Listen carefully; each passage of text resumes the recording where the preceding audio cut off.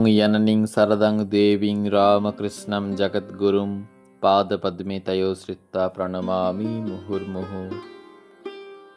কাল ক্রমাগত পরিবর্তন ঘটায়, এটিই কালের নিয়ম। কিশোরী সারদার আমলের জয়রামবাটি বিদায় নিয়েছে। এখন শহুরের সভ্যতা ক্রমাগত সেই স্নিগ্ধ শান্ত মনোরম গ্রামখানিকে গ্রাস করছে। মনুষ্য মনের ওপর প্রকৃতির পরিবেশের প্রভাব অপরিসীম, একথা অনস্বীকার্য।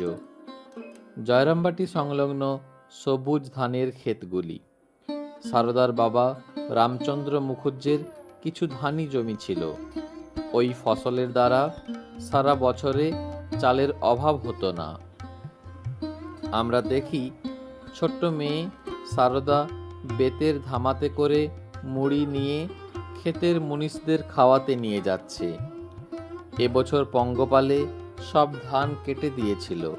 সে মায়ের সঙ্গে খেতে খেতে নিচু হয়ে সেই ধান কুড়িয়ে ধামায় রাখছে। মুখুজ্জেদের তুলার চাষ ছিল।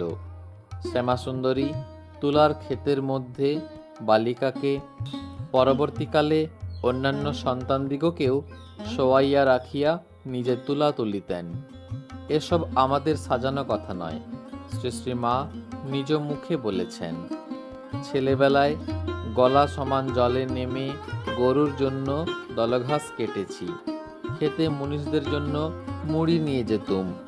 এক বছর পঙ্গপালে সব ধান কেটেছিল, খেতে খেতে সেই ধান কুড়িয়েছি।